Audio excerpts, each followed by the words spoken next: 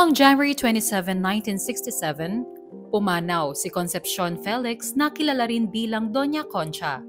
Nakilala siya bilang isa sa mga nagsulong ng kapakanan ng kababaihan at karapatang pantao sa Pilipinas. Isa si Felix sa 4 na unang babaeng tinanggap sa kurso ng abogasya sa Eskwela de Derecho at naging isa sa mga unang Filipina na nakapasok sa Bar Association. Noong 1905, itinatag niya ang isa sa mga unang organisasyon ng kababaihan sa bansa, ang Asosasyon Feminista Filipina. Sa pamamagitan ng organisasyon, isinulong niya ang reforma sa bilangguan at sa paggawa para sa kababaihan at kabataan. Nag-organisa ang grupo ng mga kampanya laban sa pag-iinom, pagsusugal at prostitusyon. Naglunsad din siya ng mga lektura sa mga paaralan at pabrika tungkol sa kalinisan, kalusugan at pangangalaga sa mga sanggol. Noong 1907, itinatag ni Felix ang Lagota de Leche na ang layunin ay ang makapagpagawa ng maliit na maternity ward para sa mga nagsasanay na nurse at makapagbigay ng malinis na gatas sa mga bata na may sakit at kulang sa nutrisyon. Noong 1912, nagsama-sama sina Felix, Pura Villanueva Calao at iba pang babae para buuin ang The Society for the Advancement of Women. Sa paglipas ng panahon, naging mas politikal ang mga babae at noong 1920, naging mahalagang issue na ang karapatang bumoto para sa kababaihan.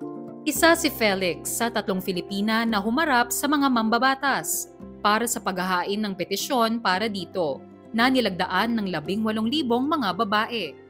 Bagamat isang panukalang batas na nagbibigay sa mga babae ng karapatang bumoto ang naipasa noong 1933, kinailangang ulitin ang proseso dahil sa isang teknikalidad sa pagbubuo ng Philippine Commonwealth. Kasama ang iba pang aktivista, nagpatuloy si Felix sa pagsulong nito sa 1934 Philippine Constitutional Convention.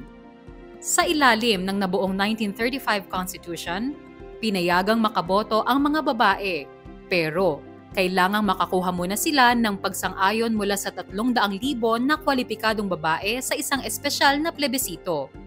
Ginanap ang plebisito noong April 30, 1937 at naging malaking tagumpay ito para sa mga Filipina.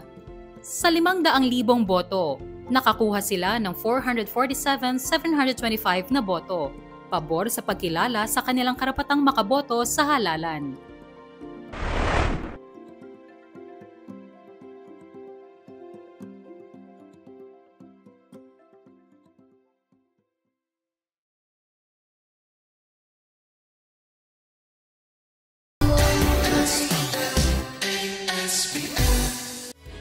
Together, Sunnet 25,